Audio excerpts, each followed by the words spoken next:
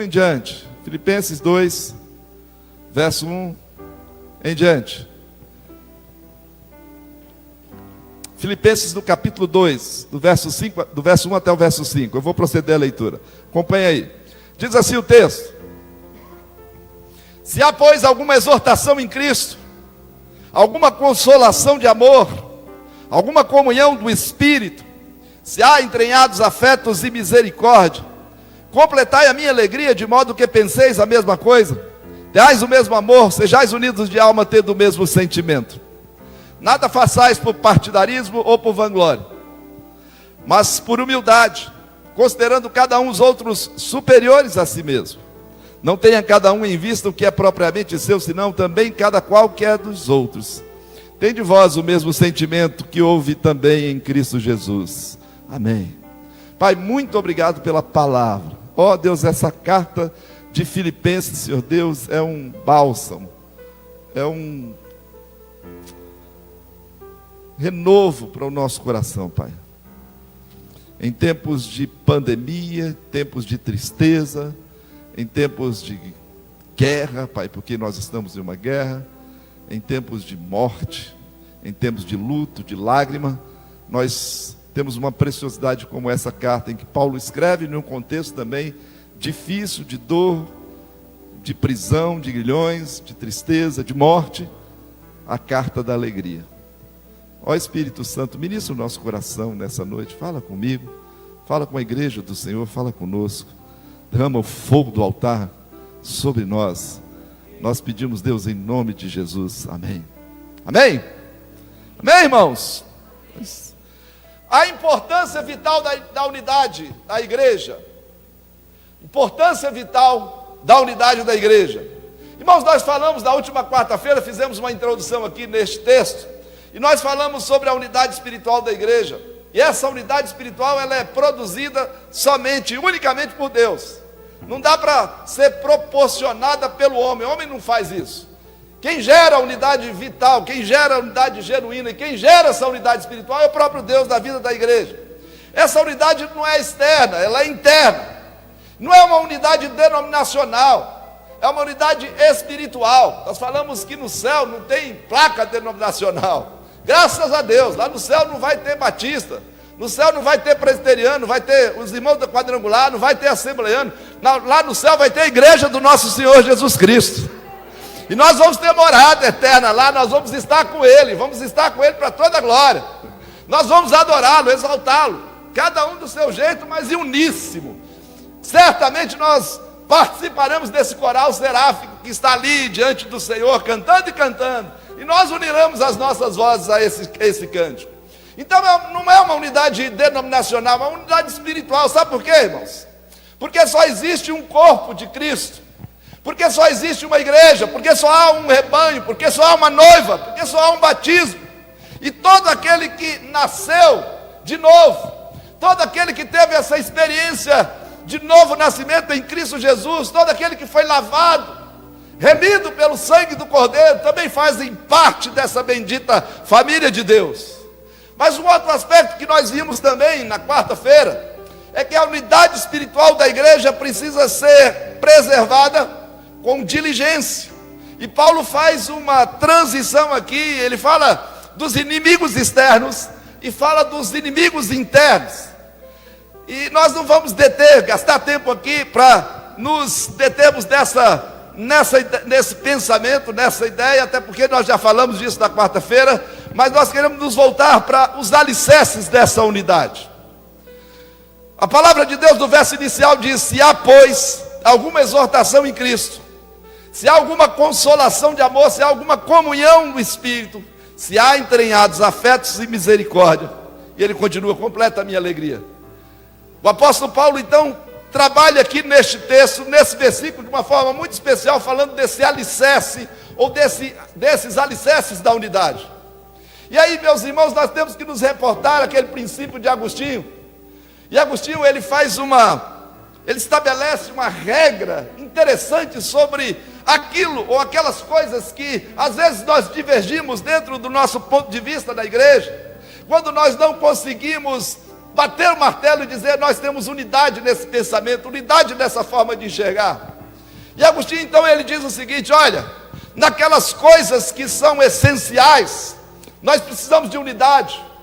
Naquelas coisas que são secundárias, que não vão implicar na verdade, ou implicar naquilo que tange a nossa vida, naquilo que é o nosso foco, nós precisamos ter liberdade. Mas em tudo, tanto no essencial quanto no secundário, nós precisamos ter caridade. O amor precisa permear todas as coisas. O amor de Deus precisa estar ali inserido, mostrando, gerando no nosso coração esse desejo de caminhar junto. Em tudo, caridade. E o apóstolo Paulo aqui, antes de exortar a igreja sobre a questão da unidade cristã, ele traz, então, estabelece uma base doutrinária. E ele fala de 4 pilares que sustentam essa unidade cristã. E esses pilares, irmãos, não são criados. Esses pilares são estabelecidos pelo próprio Deus. São eles que sustentam essa unidade cristã. São eles que são criados, que não são criados pela igreja, mas são dádivas do próprio Deus à igreja. Nós poderíamos dizer que há 4 fundamentos dados por Paulo para justificar o seu apelo à unidade. E ele coloca esses fundamentos em uma forma de cláusulas condicionais. Mas ele assume em cada uma que a condição ela é verdadeira, ela é genuína, ela está posta e ela procede. E esses pilares, irmãos, já existem e eles precisam ser alicerçados dentro desse contexto de unidade na vida do povo. Os crentes salvos estão em Cristo. Os crentes salvos estão em Cristo, estão experimentando a realidade do amor de Deus. E é pela ação do Espírito Santo, o apóstolo Paulo então apela à igreja de Filipenses, apela aos filipenses, por que não dizer apela a mim e a você também, por meio de sua mais profunda experiência como cristã, a preservarem a paz e estarem em concordância. E é curioso, irmãos, se nós formos lá no texto de Mateus, no capítulo 18, curiosamente, antes do Senhor Jesus Cristo falar sobre divórcio, Jesus trabalha a questão do divórcio das Escrituras, mas antes dele falar de divórcio, Jesus fala insistentemente em perdão. Não sei se vocês perceberam isso. É lá que tem a parábola do credor incompassivo. É lá que tem aquela palavra direcionada a Pedro: quantas vezes eu devo perdoar meu irmão? 7 vezes. Jesus fala: não, Pedro, 70 vezes 7. E é lá que Jesus estabelece todo esse sistema de como um irmão faltoso precisa ser tratado na vida da igreja. E ele diz lá em Mateus 18, olha, se o seu irmão pecar contra ti, vai arguí-lo, você e ele. Ou seja, meu querido, quando nós somos feridos, machucados, quando existe alguma diferença entre mim e meu irmão, o primeiro que tem que tratar não é o conselho, ou não é a fofoca, a língua que você vai dizer para outro. Não, quem tem que tratar sou eu. Se eu sou servo de Deus, sou cristão, se ele é também um irmão, se ele tem o que eu tenho, por que não ir lá e dizer para ele: olha, meu querido, você está em falta, você precisa ser confrontado, há uma necessidade de reconciliação, talvez até necessidade de perdão, ou de ser perdoado. E aí o texto continua dizendo: olha, se ele se arrepender, ganhaste o teu irmão, mas se não, traz 2 testemunhas consigo, vai lá, conversa com ele. E aí, se ele se arrepender, ganhaste o teu irmão. Se não, leva à igreja. Irmãos, vejam, aqui uma insistência não de confrontação, não de disciplina, mas uma intensa insistência em perdão. Ganhaste o teu irmão, ganhaste o teu irmão, ganhaste o teu irmão. Lá pela terceira via, pela terceira milha caminhada, é que Jesus vai falar para que esse seja entregue à igreja, ser disciplinado. E aí ele continua o texto, sempre trazendo esses termos, essa terminologia, dizendo todos, falando de concordância, falando de unidade. E ele vai dizer isso no contexto do texto. Ele fala: em verdade vos digo que tudo que ligardes na terra terá sido ligado aonde? No céu. Sabe por quê? Porque Deus está dentro desse contexto de unidade. Ele diz: também vos digo que se 2 concordarem na terra acerca de qualquer coisa, também Deus vai concordar no céu. E se você pedir alguma coisa, Deus vai atender, vai ser feito, vai ser realizado. Ele está dizendo: olha, porque onde estiverem 2 ou 3 reunidos no meu nome, eu vou estar no meio deles. Que coisa fantástica, irmãos. É a igreja do nosso Senhor representada aqui nesse texto de Mateus. O que é que diz Romanos? O apóstolo Paulo fala lá no capítulo 12, verso 18, diz: olha, no que depender de você, meu querido, tem de paz com todos os homens. Depende de mim, de você, depende da igreja. No que depender de mim, meu querido, para que eu possa caminhar junto com você. No que depender de mim, para que as coisas deem certo. No que depender de mim, para que a igreja seja assertiva. No que depender de mim, para que a igreja avance. Eu quero ter paz com você, meu querido. Eu vou trabalhar, vou me esforçar, vou chorar, vou orar, vou buscar ao Senhor, para que essa paz seja genuína, verdadeira, e esteja sendo ministrada no nosso coração. Dos 4 fundamentos da unidade, o primeiro e o terceiro são objetivos. Fala ali da exortação em Cristo e da comunhão do Espírito. São os princípios aqui externos do amor, os princípios externos da harmonia. E quanto ao segundo e ao quarto, são subjetivos. Os primeiros são objetivos, depois o segundo e o quarto são subjetivos. Fala da consolação de amor e fala dos entranhados afetos e misericórdia. São sentimentos interiores que nos inspiram. Mas então vejamos, o primeiro fundamento, o primeiro pilar que o apóstolo Paulo faz menção aqui nesse texto é sobre a exortação em Cristo. Ele disse: há, pois, alguma exortação em Cristo. A palavra original aqui, irmão, sugere que há uma obrigação colocada sobre os filipenses, uma responsabilidade oriunda diretamente de sua vida comum em Cristo.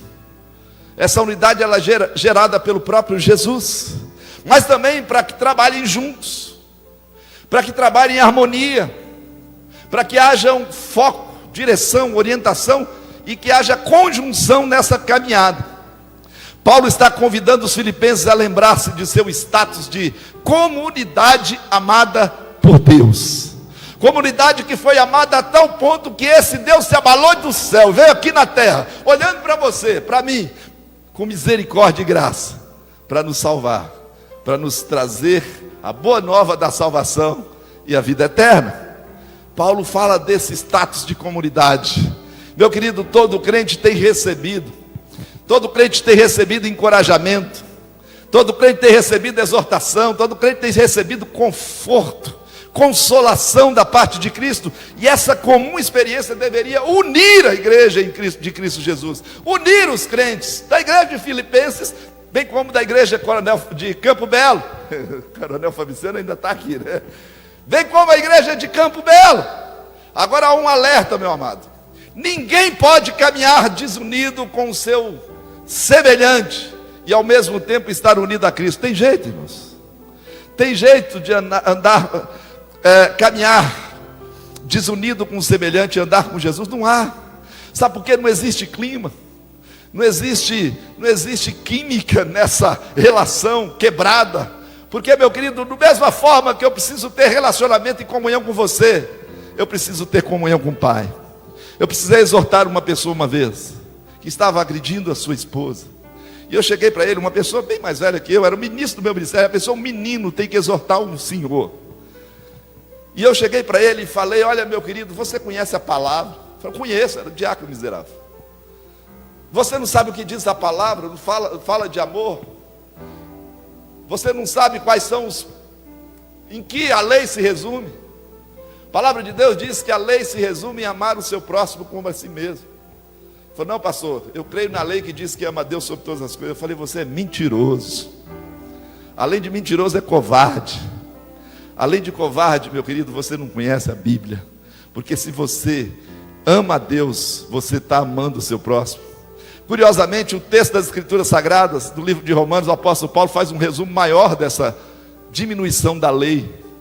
Paulo resume ainda a lei, porque ele diz que a lei se resume nesses 2 mandamentos: ama a teu Deus sobre todas as coisas e ao teu próximo como a ti mesmo. E o apóstolo Paulo vai resumir a lei mais ainda, e diz: olha, ama o teu próximo como a ti mesmo. Isso se resume toda a lei. É a palavra, irmãos. Sabe por quê? Porque eu, quando amo o meu próximo, eu demonstro piamente que o meu Deus está assentado no trono, mas também no trono do meu coração. É Senhor da minha vida. O amor dele permeia o meu coração, a minha vida, a minha caminhada. O amor dele é que direciona os meus passos. Ninguém pode caminhar, irmão, desunido com seu semelhante ao mesmo tempo, está unido com Cristo. Ninguém pode viver a atmosfera de Jesus e viver ao mesmo tempo odiando seus semelhantes. Não há. Mas há um segundo aspecto aqui, um segundo pilar citado pelo apóstolo Paulo. Ele diz da consolação e do amor. A palavra consolação aqui deveria ser traduzida como encorajamento. A palavra consolação poderia ser traduzida como motivação. É colocar você em pé. É dizer para você, olha, vamos que vai dar certo. É dizer para você, olha, estamos juntos aqui, meu querido. As coisas vão se organizar. É motivar o coração do crente para continuar nos seus enfrentamentos do dia a dia, sabendo que nós caminhamos de vitória em vitória em Cristo Jesus, porque nós já temos a maior vitória em Cristo. A ideia aqui, irmãos, é a afetuosa persuasão do amor. Aqui o amor do nosso Senhor Jesus Cristo pela igreja, que Paulo tem em vista, ao conclamá-los para que vivam juntos em harmonia. Alguns aspectos podem ser enumerados acerca desse amor. Primeiro, Paulo apela para os mais altos motivos. O amor que o Senhor da igreja nutre pelo seu povo deve impedi-los, irmãos, de viver indignamente. O amor de Cristo por mim e por você coloca, meu amado, uma assertividade dos nossos passos, para que a gente não tropece, para que a gente não falhe, para que a gente possa focar o nosso coração no altar, e para que Deus seja honrado na nossa vida, Deus seja honrado na nossa caminhada dia e noite, para que a gente não viva de forma indigna diante do Senhor. Mas há um outro aspecto, o amor também nos leva a amar como Cristo nos amou. E se você for à primeira carta de João, no capítulo 3, versículo 16, ele vai dizer isso, olha, ele diz lá: nisso conhecemos o amor, que Cristo deu a sua vida por nós, e nós devemos dar as nossas vidas aos nossos irmãos. Meu querido, Jesus está falando que assim como Ele morreu por nós, nós temos que ter vontade, desejo, coragem de também morrer por aqueles que são lavados e remidos, por aqueles que estão do nosso lado. Mas Ele fala também que o amor nos leva a suportar uns aos outros. E aqui não está dizendo, meu querido, que eu tenho que aguentar o Tiago todo dia. Não é isso. É, Tiago? Até porque, meu querido, você está pesadinho, filho. Não está dizendo que eu tenho que aguentar aquele que é difícil de aguentar na igreja. Aguentar aquele irmãozinho que tropeça toda hora. Aquele irmãozinho que está constantemente criando um obstáculo, criando uma barreira, criando um problema, criando... Não! O texto está dizendo aqui, meu querido, que eu tenho que ser suporte para aqueles que são fracos. Está dizendo aqui, meu querido, que aqueles que a gente percebe que está vivendo um contexto difícil, problemático, eu preciso encostar nele, colocar meu ombro no ombro dele e falar, vamos junto, que vai dar certo. O texto diz isso, irmãos. Está falando que igreja precisa ser igreja. Está falando que amor de igreja precisa ser amor de Jesus Cristo. E está falando que isso precisa ser demonstrado, não somente no discurso, mas na nossa prática, na nossa vivência diária, no nosso testemunho. É isso que Jesus está falando. Está dizendo também que o amor nos leva a perdoar, e a perdoar uns aos outros, meu amado. Às vezes existem situações complexas, porque quando alguém pisa no seu calo, meu querido, você vai ter vontade de pisar no calo dele também. Eu acho que o apóstolo Pedro pensava desse jeito, que o apóstolo Pedro foi tão generoso quando ele fala para Jesus, Senhor, até quantas vezes eu devo perdoar o meu irmão? Pensa aí, meu querido, você. Pedro fala, até 7 vezes. Meu querido, você tem estômago, fígado, para perdoar 7 vezes? O cara lá vai lá e pisa no seu galo. Ai, meu irmão, me perdoa, eu não vi. Mas ele passa de novo, Tiago, e pisa no mesmo lugar. E ele te abraça e fala, meu irmão, eu não vi, perdoa. E o cara vai lá e passa e pisa no mesmo lugar. Rapaz, já é demais. É perigoso, na terceira vez você já está preparando a mão para dar na testa.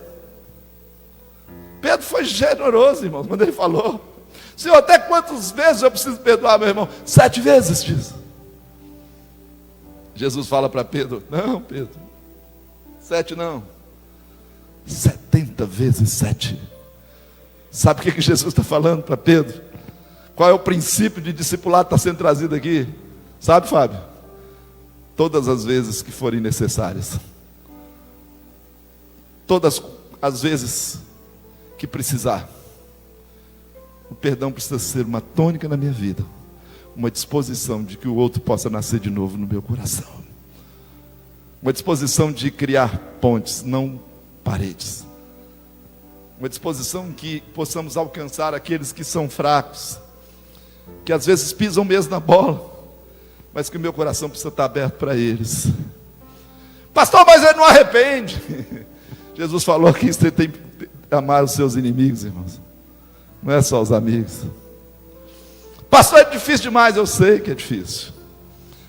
Os escribas e os fariseus que estavam em constante perseguição a Jesus também. Apesar de Jesus ser duro na confrontação, ele os amou. Perdão, irmão. Perdão é necessário para a preservação da unidade. Meu querido, o inferno é a condição eterna. Você sabia disso? Porque quem vai para o inferno é porque nunca se apropriou do perdão de Deus na sua vida. É a condição eterna dos que fizeram da relação com Deus, da relação com seu semelhante, algo impossível, porque destruíram as suas vidas, ou destruíram nas suas vidas o amor. Preste atenção, meu amado, isso não significa só amar aos que te amam, não é isso. Não significa só amar aqueles que te agradam, aqueles que acariciam o seu ego, aos que são dignos desse, ou de ser amados, não. Significa uma boa vontade invencível para aqueles que nos odeiam, para aqueles que nos perseguem, para aqueles que viram as costas. É o poder de amar aqueles que não nos agradam. É a capacidade semelhante à de Jesus, irmãos, de amar o que não é amável, nem o que é digno de amor. Fico imaginando o amor de Jesus Cristo. Eu gosto do texto, da passagem quando o Senhor Jesus Cristo entra em um pátio, poço ali, um homem paralítico, milhares, dezenas de pessoas ali ao redor desse poço, querendo ser curado.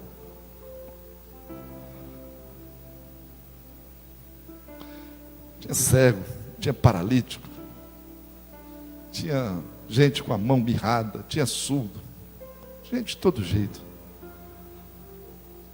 E Jesus vai num homem que estava há 38 anos amarrado, prostrado, numa cama. 38 anos, imagina, 38 anos esperando ali para ser curado.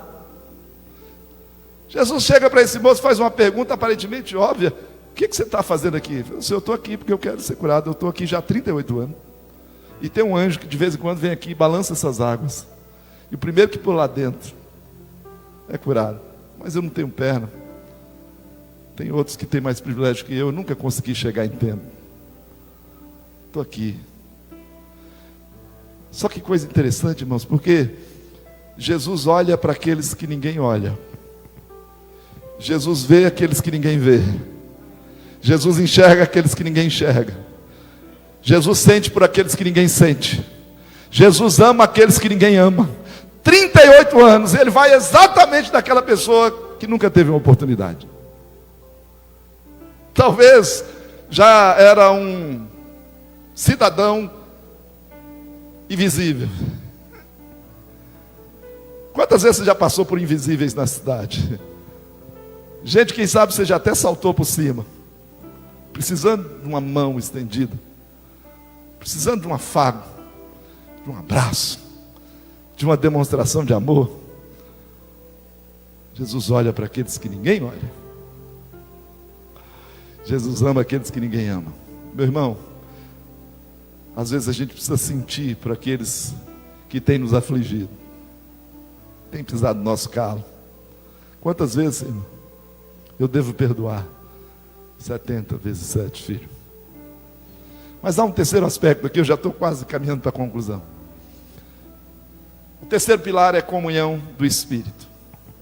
Ele diz lá: se há, pois, alguma exortação em Cristo, alguma consolação de amor, se há alguma comunhão do Espírito. Que é a parte subjetiva. São os sentimentos interiores. É a participação comum do Espírito, pela qual os crentes são batizados em um só corpo, deriva, ou deveria determinar, irmãos, a morte de toda desavença, ou a morte do espírito de partidarismo, de ciúme, de orgulho, de jactância, de vaidade no meio do povo. Meu amado, o Espírito trouxe aos cristãos de Filipos a comunhão uns com os outros. Aquele que os uniu em Cristo, também os uniu uns com os outros. É o Espírito que produz a nossa comunhão com Deus e a nossa comunhão com o próximo. É o Espírito que nos une a Deus e ao próximo. De tal maneira, meu querido, que todo aquele que vive em desunião com o seu semelhante, dá provas de que não possui o dom do Espírito, não possui a ação de Deus em sua vida. O que diz as Escrituras? Efésios 4:4. Porque só há um Espírito e um só corpo. Meu querido, eu sou parte de você, você é parte de mim. Nós fomos chamados para sermos um em Cristo Jesus. Facções ou divisões não tem lugar no corpo de Cristo, não tem. O Espírito Santo é o princípio unificador da igreja local. Você já leu a carta de Paulo aos Coríntios, no capítulo 1? Às vezes a gente lê e entende aquilo que nos apraz. Mas a carta de Paulo, no capítulo 1, capítulo 12 de 1 Coríntios, é tremenda. Diz lá: ora, há diversidade de dons, mas o Espírito é o mesmo. Ora, há diversidade de ministérios, mas o Senhor é o mesmo. Há diversidade de operações, mas o mesmo Deus é que opera tudo em todos. As manifestações do Espírito é dada a cada um para o que for útil, porque a um o Espírito de Deus é dada a palavra de sabedoria, ao outro a palavra, pelo mesmo Espírito, palavra de ciência, ao outro pelo mesmo Espírito a fé, ao outro pelo mesmo Espírito dons de curar, a outros pelo mesmo Espírito operações de maravilhas ou milagres, e a outro profecia, a outros dons de discernimentos de espíritos, a outro variedade de línguas, a outra interpretação das línguas. Mas um só, é o mesmo Espírito, opera todas essas coisas, repartindo particularmente a cada um, como Ele quer. Ele é que dá, mas Ele dá para produzir unidade. Somente Ele pode dar ordem ao caos, meu querido, presta atenção nisso. Somente Ele pode dar ordem ao caos e preservar a harmonia no corpo de Cristo. A não ser que o Espírito Santo reine, vai haver na igreja confusão, caos. Sem o Espírito, não há vida na igreja. Sem o Espírito, não há poder na igreja. Eu gosto de uma parábolazinha, já estou concluindo, de formiguinhas. Já viu formiga caminhando? Você já teve curiosidade de parar perto de um formigueiro e ver aquela caminhada das formigas? Curiosamente, se você passa o dedo assim, elas ficam todas perdidas, né? Elas começam a se embolar, elas perdem o caminho. Não sei como é que elas fazem para se comunicar, por que isso acontece, mas tem esse fenômeno. Mas a formiguinha no seu caminho, 4 delas iam caminhando e elas acharam assim um galinho verdinho. Uma olhou para a outra olhou para uma e falou: um galinho, né? Comida gostosa. Falou: vamos levar para casa, vamos embora. E elas foram lá, olha, tinha uma que era líder. Ela fala assim: ó, você vai morder desse lado, você vai morder desse lado, você vai morder desse lado, eu vou morder aqui. E quando eu contar até 3, a gente morde e leva o galinho para casa. Combinado? Combinado. E aí a formiguinha contou 1, 2, 3, aquela de lá mordeu, essa de cá mordeu, essa de cá mordeu, essa de cá mordeu, vamos embora. E elas fizeram força, e não deu certo. Vamos tentar de novo, vamos embora. E elas fizeram força, uma mordeu, outra mordeu, essa mordeu, e o pauzinho não saiu do lugar. Aí ela chamou para uma reunião: vem cá, vamos conversar. Chamou as 3 formiguinhas, as 4 se uniram, falou: peraí, o que está acontecendo? Nós temos força para levar esse galinho para casa, nós não estamos conseguindo. Quando eu falo 3, você faz o quê? Quando você fala 3, eu mordo e puxo para o meu lado. E você, quando eu conto 3, o que você faz? Quando você conta 3, eu mordo e puxo para o meu lado. E você, eu mordo. Mas eu estou puxando para o meu lado também, gente. Desse jeito nós não vamos sair, não.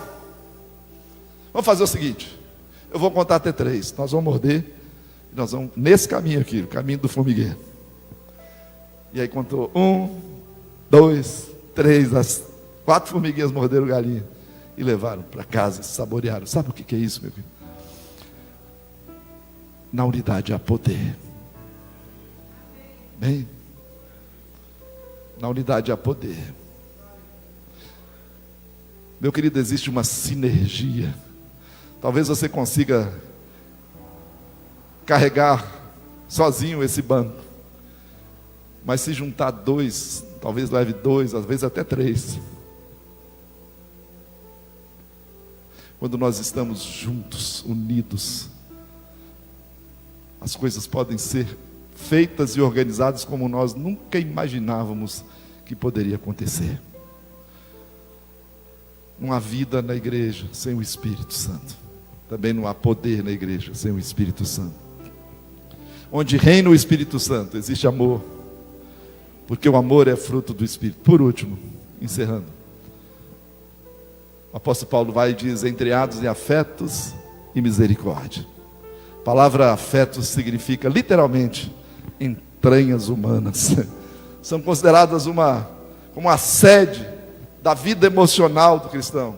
No capítulo 1, versículo 8, ele diz isso, né? Pois minha testemunha é Deus, da saudade que eu tenho de todos vós na terra. É o mesmo termo para ser utilizado aqui, que é utilizado nesse aqui, na afeição, né? Na terna misericórdia de Cristo Jesus. Enquanto no primeiro capítulo, a palavra está se referindo ao amor de Paulo aos filipenses. Aqui, meu querido, ele se refere ao amor de Cristo por eles, através deles. Já a palavra misericórdia é a palavra que descreve a emoção humana da piedade terna. Terna misericórdia. A igreja, ou a irmandade, ou a comunhão, a comunidade em uma igreja, não se limita apenas a sentimentos ou atividades, às vezes até frias. Às vezes a gente faz uma atividade ou estabelece uma atividade de ação social, de socorro a alguém que está precisando, mas faz aquilo com uma frieza, faz até para mostrar. Não é isso. Certamente as nossas entranhas, irmãos, precisam ser movidas às aflições dos irmãos que precisam de mim, de você, de nós. E essas aflições precisam despertar em nós compaixão.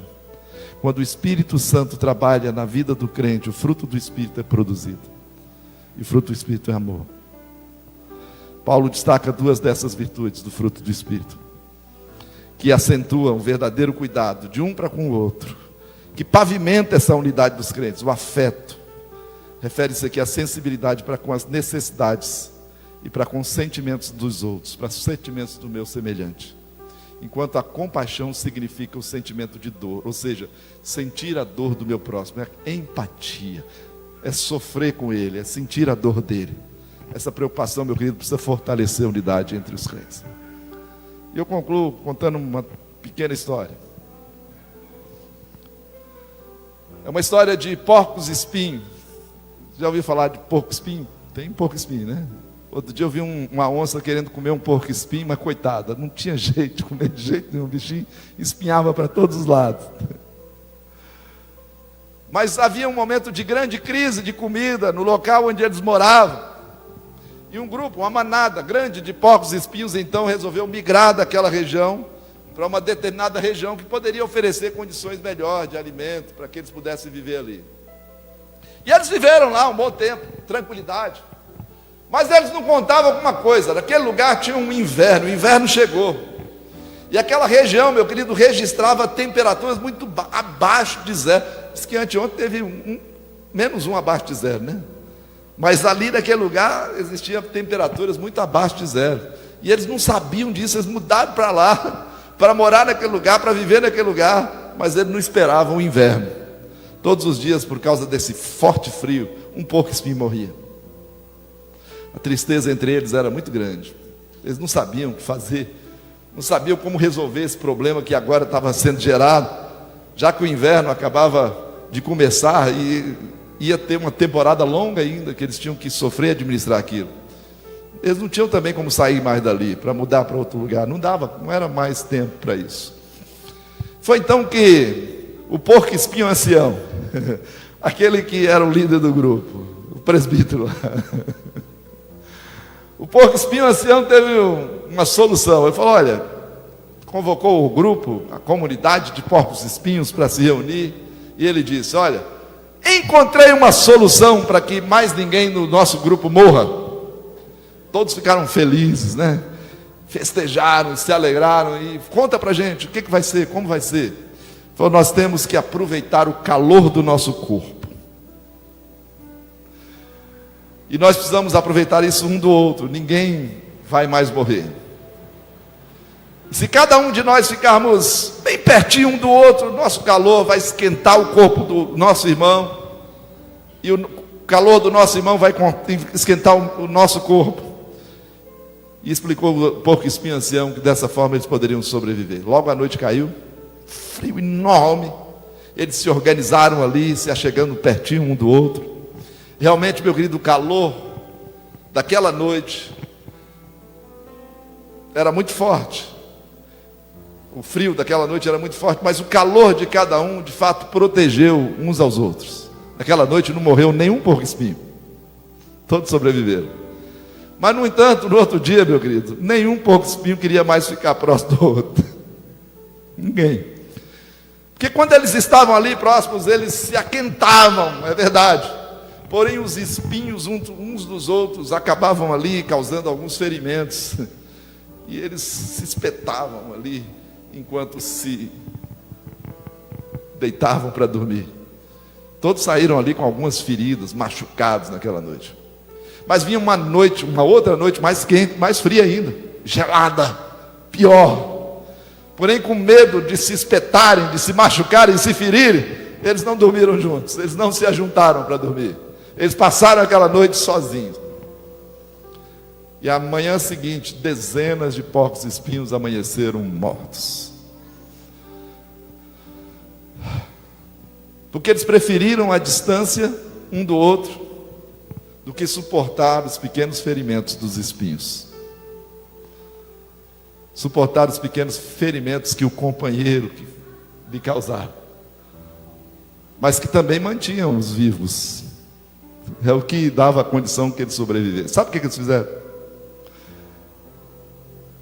No outro dia todos se ajuntaram de novo. E eles fizeram um pacto. Um pacto de sempre ficarem juntos. E suportarem com perseverança as adversidades, os ferimentos que sofriam e que causavam uns aos outros. Mas eles se manteriam vivos. Às vezes, uma angústia, uma dor, uma dificuldade é difícil ser enfrentado. Mas é melhor sair ferido, mas continuar trabalhando, caminhando para continuar juntos, unidos, do que morrer, do que perecer no caminho. Nós precisamos aprender com esses porcos espinhos, irmãos, a igreja de Jesus. Às vezes em nossas relações nós nos arranhamos, nós nos ferimos. Isso cria dificuldades às vezes na nossa unidade. Mas não é um arranhão machucado que deve quebrar esse vínculo, irmãos.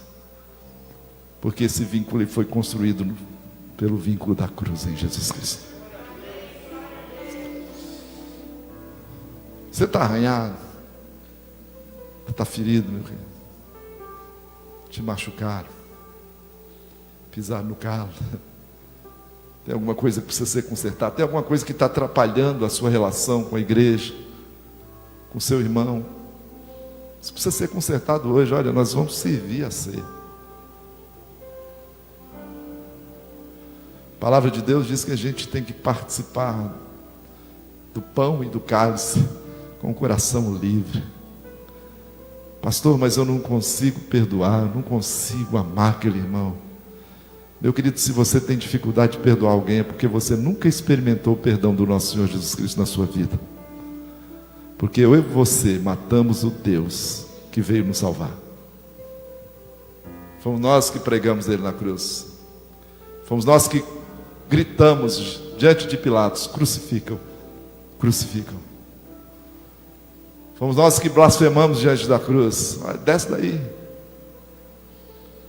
desce daí. Fomos nós que zombamos, eu e você. Ele olhou para mim e para você e falou: Pai, perdoa-lhes, porque eles não sabem o que falam. Você tem alguma coisa para consertar, meu filho? É uma pergunta pessoal. Você vai ter que fazer conserto com Deus e depois conserto com seu irmão. Não vou pedir para você se manifestar aqui não, mas eu tenho certeza que o Espírito Santo já está mexendo com você nessa noite. Eu te exorto, meu querido, em nome de Jesus, na autoridade da palavra de Deus, nessa semana vai procurar quem precisa ser o conserto que precisa ser refeito. Procura.